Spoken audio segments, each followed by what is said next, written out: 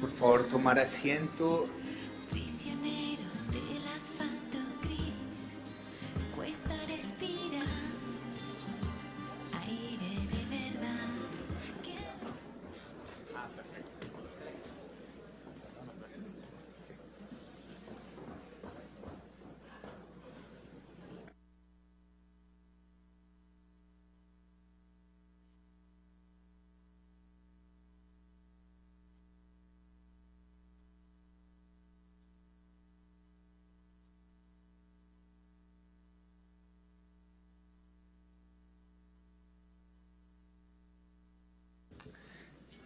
Todos de pie. Señoras y señores, la Corte.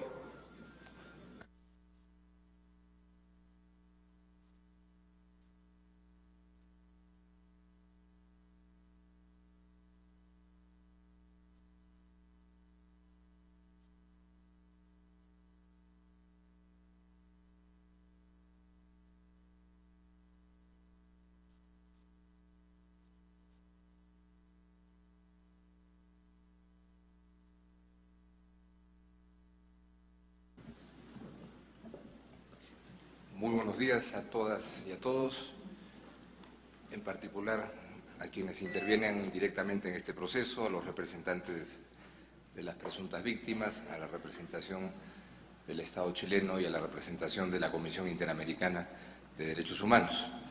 Se reabre pues esta audiencia pública sobre el fondo y eventuales reparaciones y costas en el caso Atala, Rifo e Hijas versus Chile.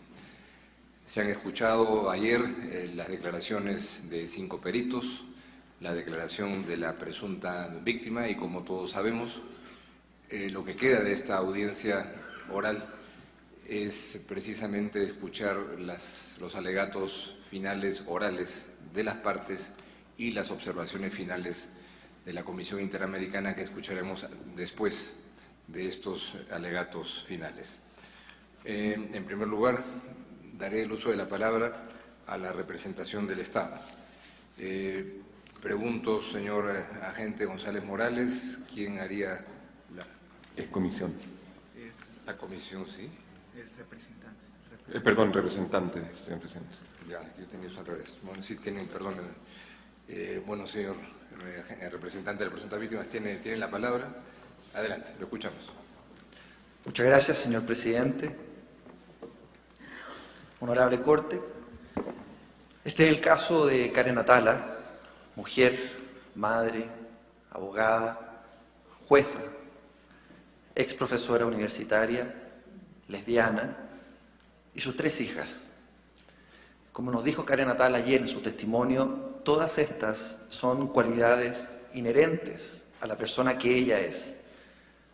De manera que no es posible para la víctima dejar de ser alguna de estas condiciones y seguir siendo quien ella es, seguir siendo Karen Atala.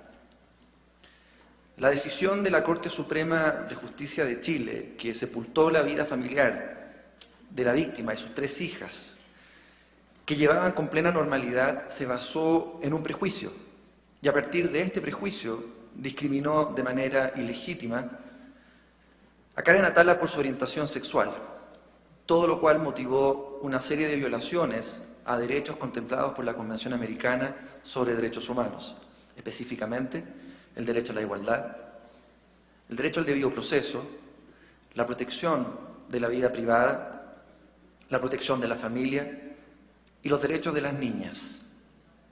Honorable Corte, no es esta una cuarta instancia. No estamos pidiéndole a la Corte Interamericana de Derechos Humanos que revise el mérito del juicio de tuición. No estamos siquiera solicitando que se modifique el régimen de visitas o el régimen de cuidado personal. No estamos examinando lo que ha sucedido en los años posteriores a la decisión de la Corte Suprema, sino lo que ocurrió con ocasión de dicha sentencia. El primero de los derechos que fue vulnerado producto de la resolución judicial de la Corte Suprema de Chile, el 31 de mayo de 2004, es el derecho a no ser discriminado. Como ha quedado demostrado, la orientación sexual está protegida por la Convención Americana sobre Derechos Humanos en su artículo 1.1. Se trata, como se ha dicho en esta audiencia, de un elemento constitutivo de la identidad de una persona, un aspecto personalísimo que define quién uno es, que no es posible suprimir sin menoscabo serio a la dignidad de una persona, y que equivale a una calidad inherente, como el sexo, la raza, la religión, por nombrar solo alguna de las categorías contempladas en el artículo 1.1. La Convención Americana, como esta Corte lo ha dicho, no contempla una enumeración cerrada de numerus clausus, razón por la cual prevé que existan otras condiciones sociales en virtud de las cuales las personas puedan ser objeto de discriminación y, por lo tanto, deban ser tuteladas por esta Corte y por otros órganos del sistema interamericano de derechos humanos. Como lo señaló este tribunal en la opinión consultiva 16, los tratados de derechos humanos son, cito, instrumentos vivos, cuya interpretación tiene que acompañar la evolución de los tiempos y las condiciones de vida actuales. Pues bien, honorables jueces, los tiempos han evolucionado y las condiciones de vida actuales también han variado, dando protección hoy a personas y grupos que han sido históricamente discriminados y que pueden no haber estado contemplados en una lista original de categorías proscritas de discriminación. Así como la Convención Americana no contempló a las personas de orientación sexual diversa de manera original, tampoco lo hizo, por ejemplo, con las personas con discapacidad, tal como explicaba el perito Rodrigo Primi en el día de ayer. Debiéramos concluir, honorable Corte, que antes de un reconocimiento en un tratado específico, estas personas no eran titulares del derecho a no ser discriminadas. La interpretación evolutiva, pro persona, de los tratados sobre derechos humanos permiten dar protección a situaciones o individuos que expresamente no estuvieron previstos en algún momento en un texto normativo, tal como ocurre en este caso en particular. Porque los tratados son dinámicos, como lo ha dicho esta honorable Corte, se expande el catálogo del artículo 1.1, como lo hizo este tribunal, por ejemplo, en la opinión consultiva 18, incluyendo la convicción, el origen étnico, la nacionalidad, la edad, la situación económica, el patrimonio y el estado civil dentro de las categorías proscritas de discriminación en el artículo 1.1. Pues bien, en materia de discriminación por orientación sexual, esto es lo que acontece hoy.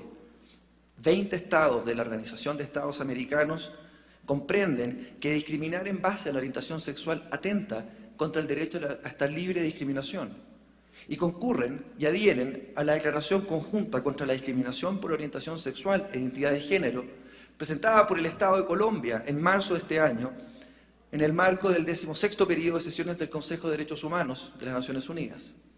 En dicha declaración se expresa la confianza en, cito, la existencia de una base común en donde todos reconocemos que ninguna persona debe padecer estigmatización, violencia o maltrato por ningún motivo. Y se insta a los estados, ya no cito, a comprometerse con la lucha contra la discriminación por orientación sexual. Solo por nombrar algunos países: Bolivia, Chile, Costa Rica, República Dominicana, El Salvador, México, Nicaragua, Uruguay, adhieren a esta declaración que se viene gestando desde hace años y que simplemente se cristaliza en un instrumento que forma parte del corpus juris internacional que da cuenta de la orientación sexual como una categoría prohibida de discriminación. Este apoyo a nivel político internacional también se refleja en aspectos jurídicos concretos. Y así es como, por vía legislativa o jurisprudencial, diversos países de las Américas, como México, Argentina, Uruguay, Colombia, entienden que el derecho de las personas de orientación sexual diversa a no ser discriminado debe ser reconocido. Este entendimiento ya ocurrió en el sistema europeo de derechos humanos, tal cual como escuchamos ayer. Allí, el símil de nuestro artículo 1.1, es decir, el artículo 14 del convenio, ha sido interpretado por la Corte Europea de Derechos Humanos en el sentido que la orientación sexual es una categoría que está cubierta por la protección, por la cláusula general de igualdad del artículo 14. Yo le pido a esta honorable Corte que se fije específicamente en el caso Salgueiro da Silva Mouta versus Portugal de 1999, donde se discute un asunto que es prácticamente igual al que convoca esta audiencia. La afectación al derecho a ser tratado de manera igual a un padre homosexual, a quien un tribunal portugués negó la tutela de su hija por considerar que ella debía, comillas, vivir en el seno de una familia tradicional portuguesa. Este es, honorable Corte, el asunto que debatimos hoy día. La idoneidad de una madre para criar a sus hijas sin perjuicio de vivir con pleno reconocimiento su dignidad, su orientación sexual. En el sistema europeo también en el año 2010, como se citó ayer en el caso Klimt versus Reino Unido, la Corte Europea observa que la categoría residual y abierta del artículo 14 incluye características que pueden decirse son innatas o inherentes, nombrando específicamente la orientación sexual como una de estas. Esta Corte participa de una conversación con el Tribunal Europeo, así como con otros tribunales regionales u otros órganos de protección de los derechos humanos.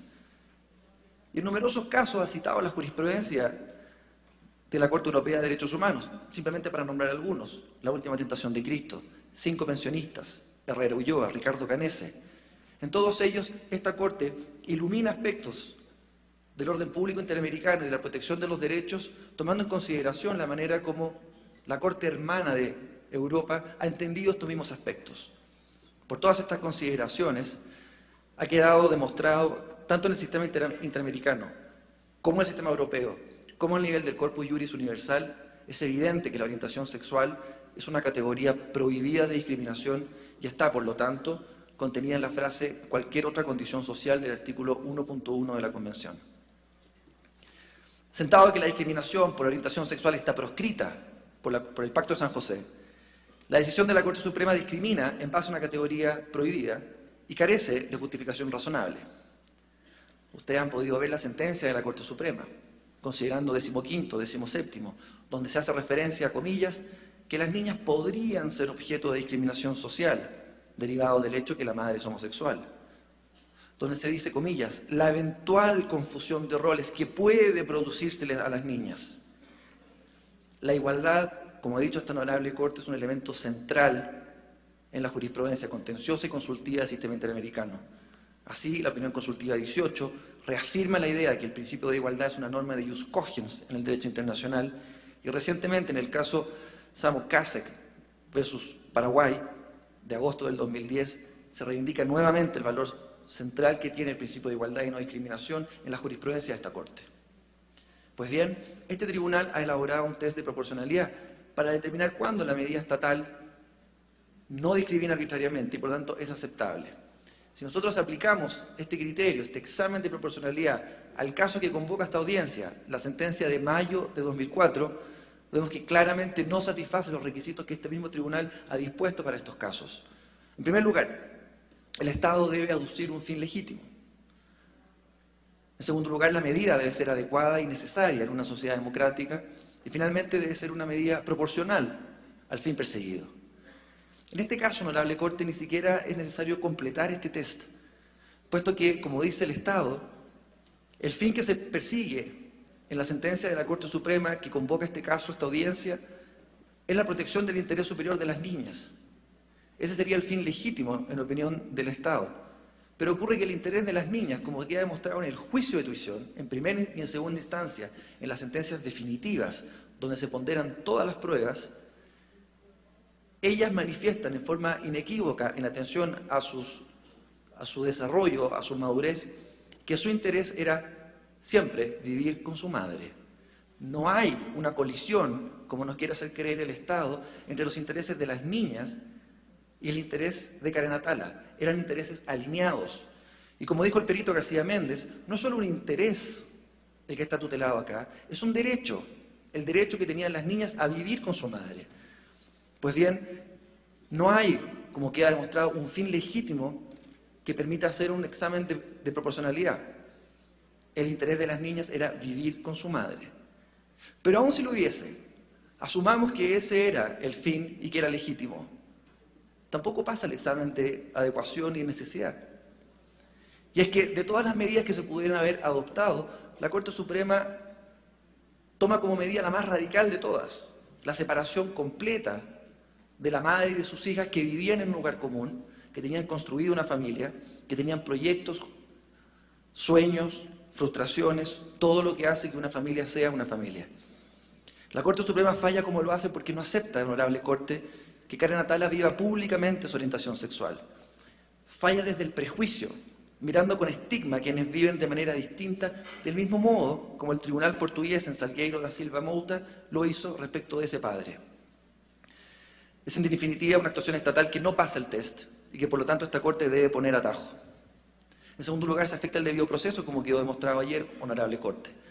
La Corte Suprema conoce un recurso que, si bien era procedente y está contemplado en la legislación, lo utiliza de manera arbitraria. Pondera la prueba y castiga a los jueces de instancia por no apreciar correctamente la prueba que el legislador les había dicho son libres para apreciar. Esto hace que la Corte Suprema primero se comporte como un tribunal de tercera instancia, lo que está prohibido en el derecho chileno. Esto afecta la independencia interna de los tribunales de justicia, truncando eventualmente las carreras judiciales de los jueces. La Corte Suprema no es imparcial, como quedó demostrado ayer, porque falla desde prejuicios. No hay razones en la decisión de la Suprema, sino lo que hay son supuestos daños, pero no daños que estén acreditados. Y aún si esto hubiese sido correcto, acoger este recurso de queja, dado que la opinión manifiesta de las niñas era vivir con su madre, la Corte Suprema tendría que haber dado razones para desestimar esa opinión claramente manifestada. En tercer lugar, se viola, como he dicho, la protección a la honra y a la vida privada de Karen Atala, tutelada en el artículo 11, numeral 2. Se prohíben las injerencias arbitrarias o abusivas en su vida privada, en la de su familia o en su correspondencia, por citar solo algunos aspectos de este numeral. Esta Corte, en los casos masacres de Ituango versus Colombia, Tristán Donoso versus Panamá, ha señalado que el ámbito de la privacidad se caracteriza por estar exento, inmune a las invasiones o agresiones abusivas o arbitrarias por parte de terceros o de la autoridad pública. Ha señalado que las injerencias a la vida privada deben estar previstas en la ley, perseguir un fin legítimo y cumplir con los requisitos de idoneidad, necesidad y proporcionalidad, además de ser necesarias en una sociedad democrática. Pues bien, honorable Corte, como quedó claro ayer, notificada que es la demanda en contra de Karen Atala, ella es citada por su superior jerárquico a la Corte de Apelaciones de Temuco, quien le representa su lesbianismo y la insta a evitar el escándalo y hacer entrega de sus 3 hijas a su exmarido. En menos de 10 días se constituye un ministro visitador por mandato del Pleno de la Corte de Apelaciones de Temuco para investigar a Karen Atala por los hechos filtrados a la prensa. Hechos que, valga de recordar, ella no filtró. Se revisa su computador personal, las páginas web, se entrevista al personal del tribunal y a sus colegas sin que ella sepa. Es expuesta ante la comunidad jurídica de manera ilegítima y arbitraria que Karen Atala tenía derecho a mantener como un aspecto reservado de su vida privada. Es irrelevante, honorable Corte, la manera como concluye la investigación que el Estado ayer intentó mostrar que sí era relevante. Y es que las sanciones que se disponen por usar bienes fiscales en este procedimiento administrativo para uso privado, aun cuando no podemos sino concluir que las verdaderas motivaciones de las sanciones eran otras, violan este derecho y el daño causado a Karen Atala ya se ha cometido. Honorable Corte, el Poder Judicial ha vulnerado el derecho a la dignidad de Karen Atala, estigmatizándola, como ella nos dijo ayer de manera elocuente, como la jueza lesbiana. Y son estos daños los que esta honorable Corte está llamada hoy día a remediar. En cuarto lugar, la Convención Americana establece que nadie puede ser objeto de injerencias arbitrarias o abusivas en su vida privada y en la de su familia, y establece que la familia es el elemento natural y fundamental de la sociedad y debe ser protegida por esta. Esta Corte ha recogido lo señalado por la Corte Europea de Derechos Humanos cuando afirma que el concepto de vida familiar no está reducido únicamente al matrimonio y debe abarcar otros lazos familiares de hecho, donde las partes tienen vida en común por fuera del matrimonio. Karen Atala y sus hijas constituían un núcleo familiar estable antes de que comenzara el juicio de custodia.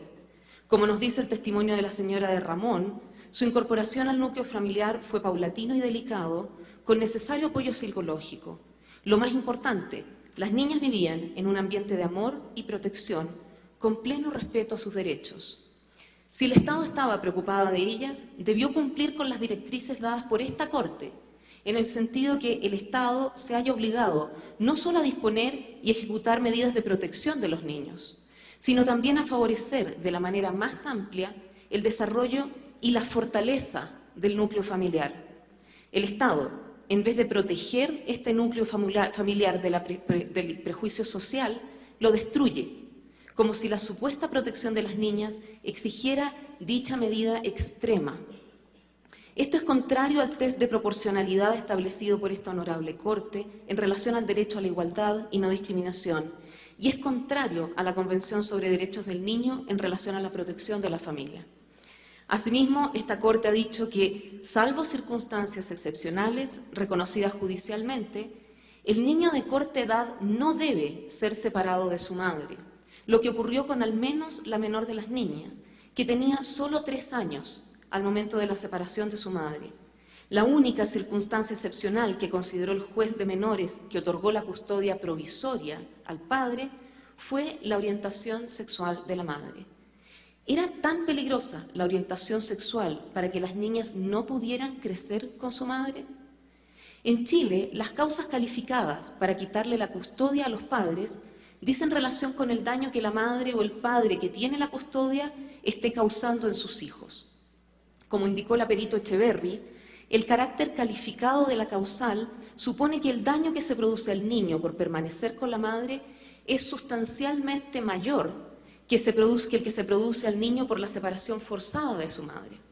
En este caso, la Corte Suprema consideró que la orientación sexual de la madre era más dañina para las niñas que separarlas de ella.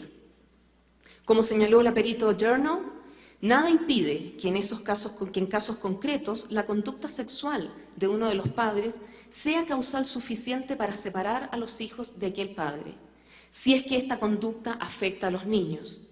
Pero como señaló tanto ella como el perito García Méndez, esa indagación fáctica debe hacerse en concreto y de igual manera para ambos padres, independiente de la orientación sexual. En este caso, la Corte Suprema concluyó que el daño se produce al explicitar la madre su orientación sexual y vivir con una pareja del mismo sexo junto a las niñas. Ese no puede ser per se un daño para las niñas. Para justificar esta abstracción, la Corte Suprema se refiere a un supuesto daño actual. Las niñas habrían adoptado, comillas, juegos y actitudes demostrativas de confusión ante la sexualidad materna que, según dice la Corte, comillas, no han podido menos que percibir en la convivencia en el hogar con su nueva pareja, cierre de comillas. Esto, que es una afirmación propia de un peritaje psicológico, pero que viene de testimonios de amigos de la casa, no menciona en qué consiste esta confusión de las niñas y si es tan grave como para separarlas de la madre. ¿Cómo sabemos que no se trata de estereotipos respecto del rol de madre, expresamente prohibidos por la CEDAW? El segundo elemento que menciona la Corte para tratar de darle contenido al daño sufrido por las niñas debido a la orientación sexual de su madre es un potencial daño. Comillas, podrían ser objeto de discriminación social derivada de este hecho, pues las visitas de sus amigas al hogar común han disminuido y casi han cesado de un año a otro, cierre de comillas. Sin perjuicio que las visitas pueden haber cesado por múltiples razones inconexas a la situación de la madre, esto solo nos puede llevar a 2 conclusiones posibles. Una, el daño que sufren los niños al tener que buscar otros amigos es peor que el daño de ser forzosamente separadas de la madre. O 2, la posibilidad de que sean discriminadas por la orientación sexual de la madre es peor que el actual daño de ser separadas forzosamente de la madre. Un daño potencial no es un daño inminente. El primer daño que menciona la Corte Suprema es violatorio del principio de no discriminación porque no pasa el estándar de proporcionalidad del medio escogido, ni es un fin legítimo, y el segundo es violatorio, además, del artículo 2 de la Convención sobre los Derechos del Niño, al discriminar a las niñas por la orientación sexual de la madre. Finalmente, en relación al interés superior del niño, el Estado ha seguido 2 estrategias para justificar la acción de la Corte Suprema y negar la violación al derecho internacional por parte de Chile, y ambas fracasan. El primer intento lo hace explicando que la Corte Suprema no le quitó la custodia de sus hijas a una madre por ser lesbiana, sino por ser una mala madre, y por lo tanto basándose en el interés superior del niño. Para ello, el Estado en su escrito de respuesta a la demanda de la Comisión reescribe la sentencia que hubiera querido que la Corte Suprema escribiera, pero no es la que origina este proceso. Así, le presenta a esta honorable Corte razones que la Corte Suprema no expresó en la sentencia de recurso de queja, apoyándose en documentos que la Corte Suprema tuvo en su conocimiento y que no utilizó al fallar, intentando disfrazar una sentencia discriminatoria con una que pone en duda el carácter de buena madre y el bienestar mental de la jueza Atala, en la que escribió la Corte Suprema, así como a lo largo de todo el proceso de custodia que la jueza Atala ganó en las instancias pertinentes. Todo cuestionamiento a su rol de madre fue desechado. Sus señorías, fue desde el principio un juicio a la orientación sexual de la señora Atala y la separación de sus hijas, el castigo a esa orientación sexual. La demanda de custodia presentada por el exmarido de la señora Atala se basó precisamente en el rechazo a dicha orientación sexual. Así lo dice claramente la demanda de custodia, comillas, la inducción a darle normalidad dentro del orden jurídico a parejas del mismo sexo, lo que conlleva alterar el sentido natural de la familia, importa una situación de sumo delicada y que genera nuestra más franca oposición. El juez que falló la custodia provisoria a favor del padre lo dice expresamente al hablar de que sus argumentos cobran gran importancia en una sociedad heterosexuada y tradicional. Y finalmente, la Corte Suprema, al establecer los hechos acreditados, omite toda referencia a la calidad de la señora Atala como madre y fija la orientación sexual diversa de la madre como objeto central del recurso de queja. Es importante mencionar que al mantener esta postura, el Estado produce un daño adicional al ya sufrido a la señora Atala y sus hijas al querer imponer un manto de duda respecto de su calidad de madre y su bienestar mental. La segunda estrategia del Estado es presentar este proceso como el punto decisorio de la encrucijada entre respetar el derecho a la igualdad por sobre el interés del niño o afirmar que este principio supera a la igualdad y se convierte en la justificación legítima para discriminar. Ese conflicto en este caso es solo aparente. No cabe duda que este principio es rector en todo proceso judicial que involucre niños y que en un análisis concreto es posible que entren en juego conflictos de derechos entre padres y niños. Pero en este caso, el derecho a la igualdad y a la no discriminación y los demás derechos que se violaron no entraron en ningún momento en conflicto con el principio del interés superior de las niñas. Por el contrario, los derechos a no ser discriminadas, a que se respetara su intimidad y se protegiera a la familia con la que vivían en ese momento, formaban parte esencial de la protección de las niñas. Decir que se persigue el interés superior del niño no es lo mismo que perseguir el interés superior del niño. El Estado dice que el fin de la distinción entre madres lesbianas y heterosexuales que hace la Corte Suprema se basa en el interés superior de las niñas, pero su actuación no lo refleja. Acá no hubo un fin legítimo. La sentencia no revisa ni analiza el estándar del interés superior del niño y el Estado justifica una y otra vez la actuación del Poder Judicial chileno sin darle un mínimo de contenido a este principio. Como indicó el perito García Méndez, no es un cheque en blanco. El Estado usa una idea proteccionista de las niñas como si fuesen objetos de protección y no sujetos de derechos a través de los cuales se las protege. Así, asume que su idea de lo que es bueno para las niñas es constitutivo del interés superior de las niñas. Esta idea puede ser diferente para cada uno de ustedes, honorables jueces, y puede ser distinta para cada uno de los que estamos en esta sala. Lo que sea mejor para un niño depende entonces de quien tiene el poder para decidir sobre su futuro. Bajo este peligroso razonamiento, un juez chileno puede quitarle la custodia de sus hijos a una madre musulmana bajo el argumento que sus hijos podrían ser discriminados por una sociedad mayoritariamente cristiana y que los niños tienen derecho a vivir en una sociedad judeocristiana como la chilena. Así, se puede discriminar a los niños por la orientación sexual de los padres, la raza, el sexo, la religión o cualquier otra condición social. Solo hay que disfrazar nuestro desacuerdo con dicha condición en una supuesta protección a los niños. ¿Cuál es el límite, sus señorías? El límite está dado por el cumplimiento de los derechos del niño. El interés superior del niño, dice esta honorable Corte, es el punto de referencia para asegurar la efectiva realización de todos los derechos contemplados en la Convención sobre los Derechos del Niño. Como señaló la Perito Journal, no solo los hijos están peor